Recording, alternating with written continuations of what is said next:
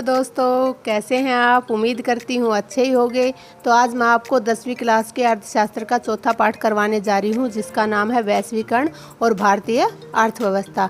इसमें मैं आपको वैश्वीकरण के विषय में समझाऊंगी कि वैश्वीकरण जो है कैसे फैलता आ रहा है। तो अगर आपको मेरा चैनल पसंद आ रहा है तो मेरे चैनल को सब्सक्राइब कीजिए, मेरी वीडियो को लाइक कीजिए, बने रहिए मेरे चैनल के साथ। चलिए मेरी वीडियो की तरफ। आज हम आपको करवाने जा रहे क्लास 10वीं का पाठ 4 वैश्वीकरण और भारतीय अर्थव्यवस्था। इसमें हम आपको वैश्वीकरण के बारे में समझाते हैं। सबसे पहले देखिए, हम बाज़ार में जाते हैं एक घड़ी लेने के लिए। पहले घड़ी आपने सुनी होगी, HMT की घड़ियाँ होती थी, लेकिन अगर आज के टाइम की बात करें तो टाइटन, टाइमैक्स, सिटीजन, रोलेक्स आदि नाम आपने सुने होंगे। और घड़ी वाला आपको सारी घड़ियाँ दिखाता है, ठीक है। अब ये तो नहीं है कि टाइटन इंडिया में है, टाइमैक्स USA में है और सिटीजन जो जापान की है, रोलेक्स स्विट्ज़रलैंड की है। तो हमें अगर रोलेक्स पसंद है तो हम स्विट्ज़रलैंड जाके उसको लेके आएंगे, नहीं, ये हमें यहीं पे भारत में मिल जाती हैं। तो ये कैसे मिल जाती हैं? ये हमें वैश्वीकरण के कारण ही मिल जाती हैं। देखिए, ये हमारा भारत है, इसका जो है नेपाल के साथ भी व्यापार है, अमेरिका के साथ भी व्यापार है, रूस के साथ भी है, पाकिस्तान के साथ भी है, चीन के साथ भी है, ठीक है। तो एक देश की अर्थव्यवस्था को दूसरे देशों के साथ जोड़ना ही वैश्वीकरण कहलाता है। आया यहाँ तक समझ में? ये वैश्वीकरण है। तो जो ये वैश्वीकरण है, ये बहुराष्ट्रीय कंपनियों के जरिए जो है चलता है।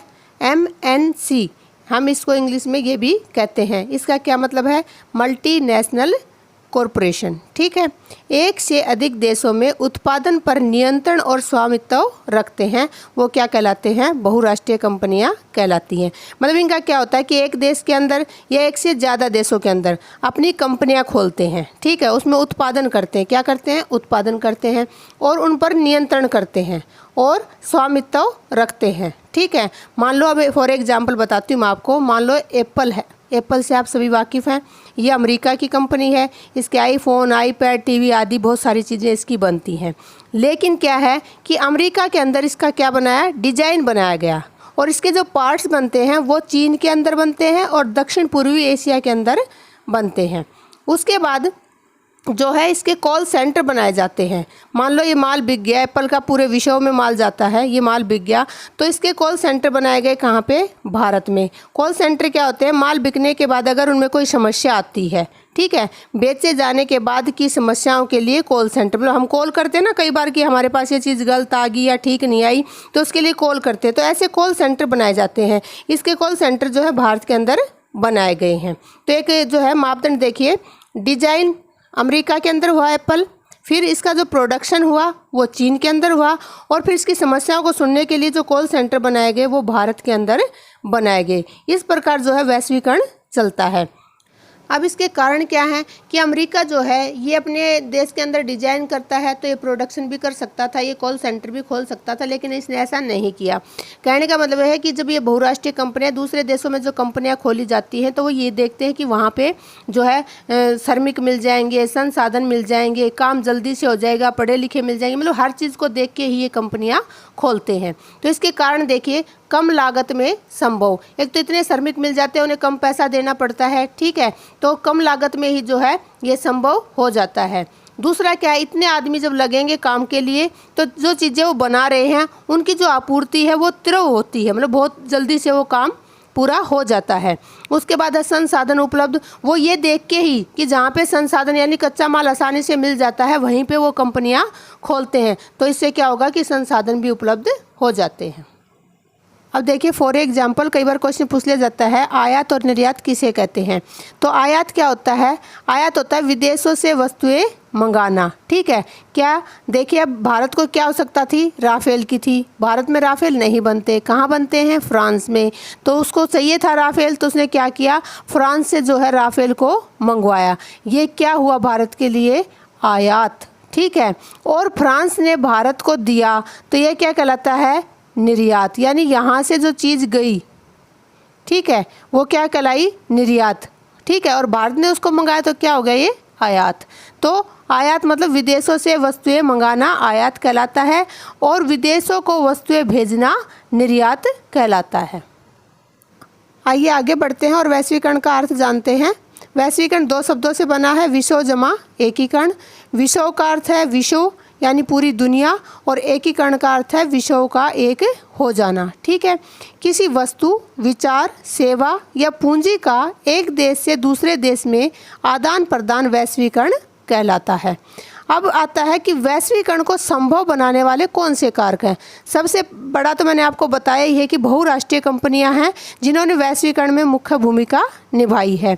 उसमें क्या होता है कि विभिन्न देशों के बीच अधिक से अधिक वस्तुओं, सेवाओं, निवेश और तकनीकी का आदान प्रदान हो रहा है। आप सभी इससे वाकिफ़ हैं, और यह सूचना और प्रौद्योगिकी के विकास के कारण हो रहा है। आप सभी को पता है इंटरनेट के कारण जो है हम जो है सरलता से एक देश से दूसरे देश में जान पाते हैं कि वहाँ पे क्या हो रहा है, किन किन चीज़ों का उत्पादन हो रहा है, क्या क्या नई चीज़ें मार्केट में आ रही हैं। तो ये किन कारणों से हो रहा है। एक तो परिवहन बहुत सस्ता हो गया है। आप सभी जानते हैं कि वायुयान और जलयान जो है उनके द्वारा हम सामान को एक देश से दूसरे देश में आसानी से पहुंचा सकते हैं। दूसरा है सूचनाओं का तुरंत प्राप्त करना।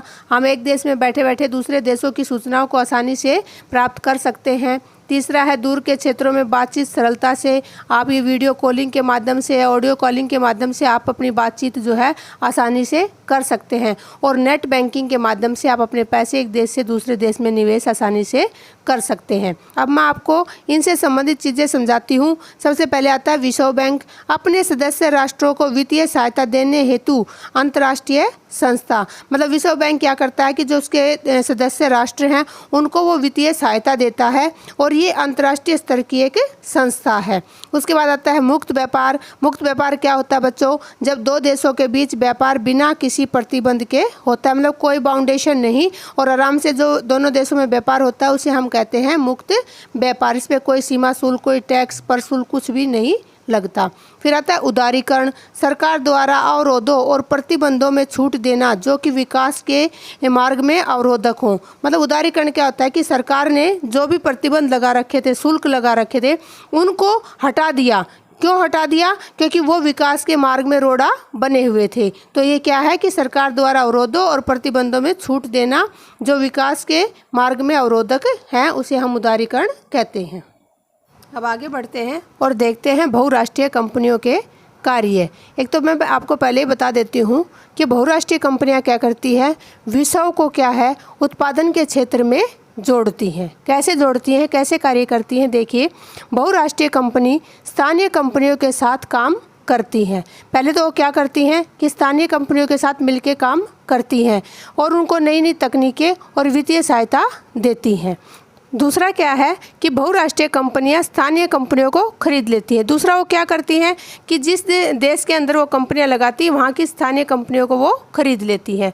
और तीसरा जो उनका काम करने का तरीका है कि वो स्थानीय कंपनियों को ऑर्डर दे देती हैं अपने माल का, और उनसे वो तैयार करवाती हैं और उनसे फिर वो माल खरीद कर बेचती हैं। ठीक है, अब आगे करवाते हैं कि भारत में बहुराष्ट्रीय कंपनियों के लाभ। अगर आपसे पूछा जाए भारत में बहुराष्ट्रीय कंपनियों के लाभ या आपसे पूछा जाए बहुराष्ट्रीय कंपनियों के लाभ, तो ये सेम ही है। सबसे पहला है रोजगार के अवसर। एक तो जहाँ पे बहुराष्ट्रीय कंपनियाँ लगती हैं तो वहाँ पर लोगों को रोजगार आसानी से मिल जाता है। दूसरा क्या है कि स्थानीय उद्योगों को लाभ, तो स्थानीय उद्योगों को भी इससे लाभ होता है। मैंने आपको ऊपर समझाया कि वो उनको वित्तीय सहायता भी देती है, उनको नई नई तकनीक भी प्रदान करती है। तीसरा क्या है, सेवाओं में बढ़ोतरी। आपको पता है कि हर जगह पे जो है नई नई कंपनियां खुली हुई हैं और वो प्रतिस्पर्धा के कारण लोगों को नई नई सेवाएं प्रदान कर रही हैं, तो उन सेवाओं में क्या होती है, बढ़ोतरी होती है। उसके बाद आता है विदेशी निवेश में बढ़ोतरी। इससे क्या होता है कि प्रत्येक देश दूसरे देश के अंदर अपने पैसे का निवेश करता है, और इसमें क्या होता है कि जो छोटे छोटे देश हैं या विकासशील देश हम कह सकते हैं, वहाँ पर भी विदेशी निवेश में बढ़ोतरी होती है। उसके बाद देखिए तकनीकी उपलब्धता। जो मान लो कोई विकसित राष्ट्र है वो क्या करता है, किसी विकासशील राष्ट्र में अपनी कंपनी लगाता है तो वो वहाँ पर अपनी नई नई तकनीक का इस्तेमाल करता है और वहाँ विकासशील देश के लोगों को भी वो तकनीक आसानी से प्राप्त हो जाती है।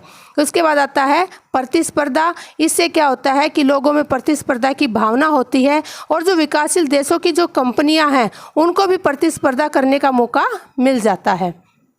आगे आपको करवाते हैं निवेश। निवेश क्या होता है, परिसंपत्तियों की खरीद में व्यय की गई मुद्रा को हम निवेश कहते हैं। अब परिसंपत्तियाँ क्या होती हैं, जैसे भूमि, भवन, उपकरण और मशीन पर जो हम निवेश करते हैं और उसे ज़्यादा दामों पे बेचते हैं, या उन उपकरणों के द्वारा हम और ज़्यादा पैसा कमाते हैं, उसे हम निवेश कहते हैं।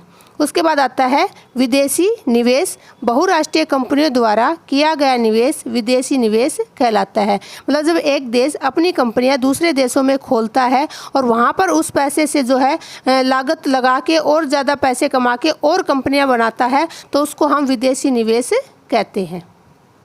अब आगे बढ़ते और करवाते हैं विदेशी व्यापार। एक देश का दूसरे देश में वस्तुओं और सेवाओं का आयात और निर्यात विदेशी व्यापार कहलाता है। मतलब जब एक देश के पास कोई वस्तु नहीं होती है, कोई सेवा उपलब्ध नहीं होती, तो वो दूसरे देश से उन चीज़ों को मंगवा सकता है, और एक देश के पास जब ज़्यादा होता है तो वो दूसरे देशों में भेज सकता है, उसे हम आयात निर्यात कहते हैं। ठीक है, तो ये क्या कहलाता है, विदेशी व्यापार। अब करवाते हैं भारत में वैश्वीकरण के लाभ। अगर आपसे वैश्वीकरण के लाभ पूछे जाए तो भी आपको यही लिखने हैं, और भारत में वैश्वीकरण के लाभ भी ऐसे ही आपको लिखने हैं। तो देखिए, पहला क्या है, भारतीय वस्तुओं की गुणवत्ता में वृद्धि। एक अगर दूसरे देश की कंपनियां हमारे देश में आती हैं तो हमारे देश के लोग पहले ही उनसे अच्छी चीज़ बनाने का प्रयास करते हैं, मतलब अपनी गुणवत्ता में क्या करते हैं, वृद्धि करते हैं। इसलिए भारतीय वस्तुओं की गुणवत्ता में वृद्धि होती है। दूसरा है रोजगार के अवसर बढ़ना। एक जो बाहर की कंपनियां यहाँ आके नई नई कंपनियां खुलेंगी तो लोगों को ज़्यादा से ज़्यादा रोजगार मिलेगा। ठीक है। तीसरा पॉइंट क्या है, विदेशी सामान का मिलना।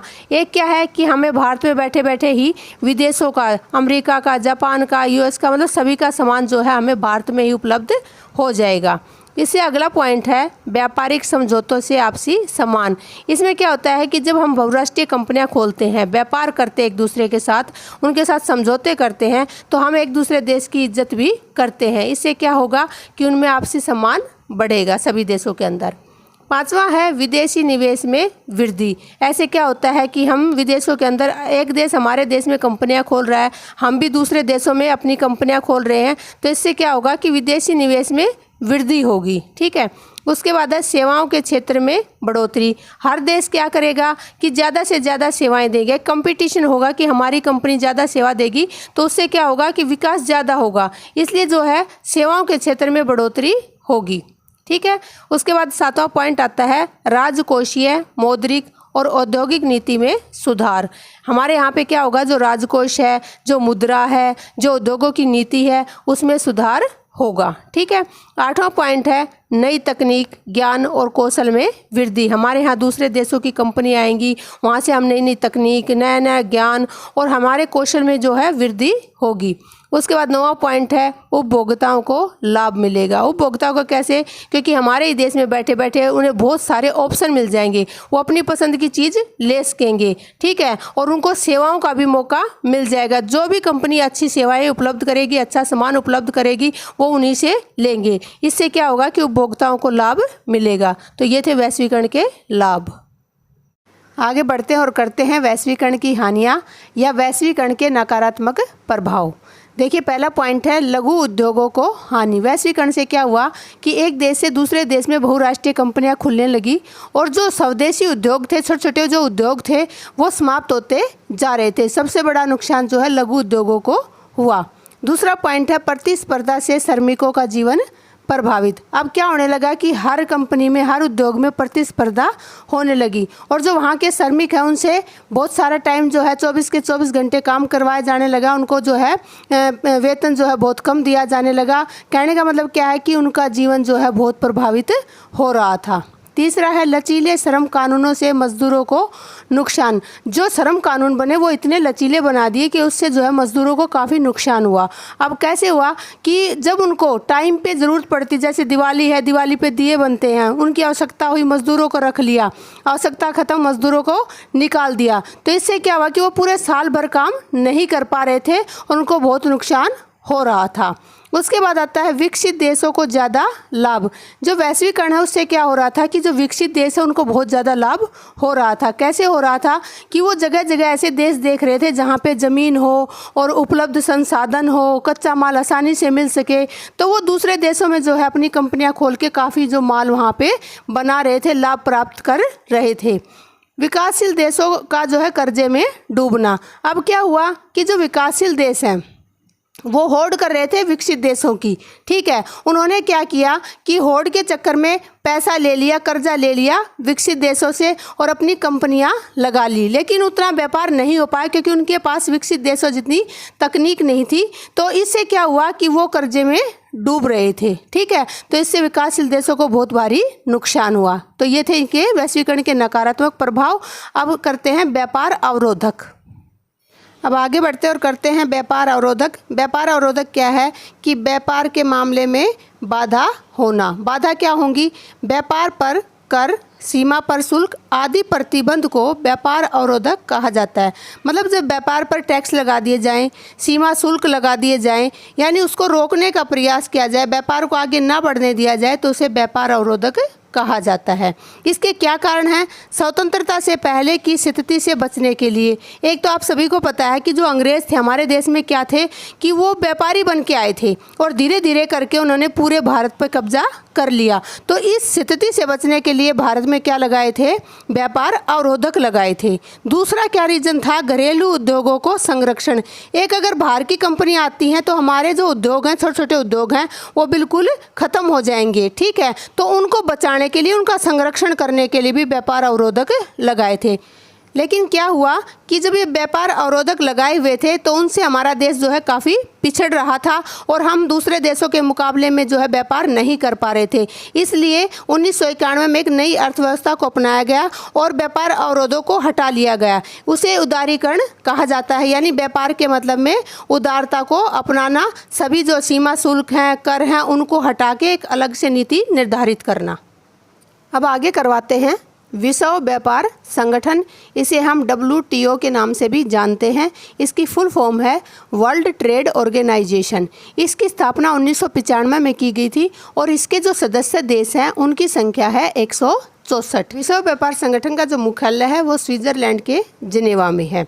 अब देखिए, विश्व व्यापार संगठन यानी पूरे विश्व में जितने भी देश हैं उनके अंदर जो व्यापार के नियम बनते हैं वो इसी संगठन के माध्यम से बनते हैं। तो पहला उद्देश्य जो है इसका यही है कि आपसी व्यापार में वृद्धि, जितने भी देश हैं उनके आपस में जो व्यापार है उसमें क्या हो? वृद्धि हो। दूसरा उद्देश्य क्या है कि आर्थिक नीति निर्माण में अंतर्राष्ट्रीय मुद्रा कोष और विश्व बैंकों का सहयोग करना। आप सभी को पता है कि सभी देश जो है विकसित नहीं हैं, बहुत सारे देश विकासशील हैं और ऐसे भी देश हैं जो विकासशील भी अभी नहीं है, बहुत गरीब हैं। तो उन देशों के लिए जो है मुद्रा कोष से और विश्व बैंकों से वो क्या करता है? आर्थिक सहायता देने का कार्य करता है। ठीक है, उसके बाद है विश्व संसाधनों का उचित प्रयोग करना। आप सभी को पता है कि विश्व के अंदर बहुत सारे संसाधन हैं, लेकिन उन साधनों का जो है उचित रूप से जो प्रयोग है, ठीक है, वो किसके माध्यम से किया जाता है? विश्व व्यापार संगठन के माध्यम से किया जाता है। उसके बाद है सदस्य देशों के विवादों का निपटाना। मतलब क्या है कि 164 देश हैं, उनमें अगर किसी बात पे विवाद हो जाए, किसी व्यापार के अंदर, किसी टैक्स के अंदर, जो नियम है उनके अंदर, तो उन विवादों को सुलझाने का काम जो है विश्व व्यापार संगठन करता है। व्यापार शुल्क मुद्दों के लिए मंच प्रदान करना। अगर इन देशों में किसी भी देश के अंदर जो शुल्क लगते हैं व्यापार के ऊपर, उन मुद्दों के ऊपर भी कोई भी बहस है, कोई भी विवाद है, तो ये एक मंच प्रदान करता है जहाँ पे बैठ के वो अपने मुद्दे रख सकते हैं और उनका जो है निपटारा किया जा सकता है। अब हम पढ़ते हैं विश्व व्यापार संगठन के नकारात्मक प्रभाव। ठीक है, सबसे पहला है निजीकरण को बढ़ावा। एक तो क्या है, इसके अंदर निजीकरण को ज़्यादा बढ़ावा दिया गया है। ठीक है, लोग निजीकरण का क्या मतलब है? ज़्यादा से ज़्यादा पूंजी को महत्व देना, लोगों को महत्व, समाज को महत्व ना देना। दूसरा क्या है नकारात्मक प्रभाव कि अत्यधिक तकनीकों के कारण बेरोजगारी का बढ़ना। क्या है कि इसमें अत्यधिक तकनीकों का प्रयोग किया जाता है। तकनीक होगी, मशीनें होगी, तो जो लोग हैं वो क्या हो गए? बेरोजगार हो गए। मतलब जो काम 10 आदमी कर रहे थे, एक मशीन एक आदमी के माध्यम से उस काम को कर रही है, तो इससे बेरोजगारी बहुत ज़्यादा बढ़ी है। तीसरा है उद्योगों को महत्व के कारण कृषि का विकास कम होना। एक जो विश्व व्यापार संगठन है वो उद्योगों को ज़्यादा महत्व दे रहा है, उद्योगों में लोग ज़्यादा काम कर रहे हैं, इसके कारण क्या है कि कृषि जो है उसका विकास क्या हो गया? कम हो गया है। उसके बाद आता है विकासशील देशों का कर्ज में डूबना। प्रतिस्पर्धा के कारण विकासशील देश भी विकसित देशों की होड़ करने लगे हैं और इसके कारण क्या है, वो बहुत सारे देशों से क्या ले रहे हैं? कर्जा ले रहे हैं और इस वजह से वो कर्जे में डूब रहे हैं। 5वें नंबर पे आता है स्वदेशी टेक्नोलॉजी के स्थान पर विदेशी टेक्नोलॉजी को बढ़ावा देना। मतलब क्या है कि जब से बहुराष्ट्रीय कंपनियां आई हैं तो जो देश हैं उनको क्या लगने लगा है कि हमारी खुद की टेक्नोलॉजी से जो है विदेशी टेक्नोलॉजी ज़्यादा अच्छी है, तो जो है विदेशी टेक्नोलॉजी को क्या मिला है, बढ़ावा मिला है।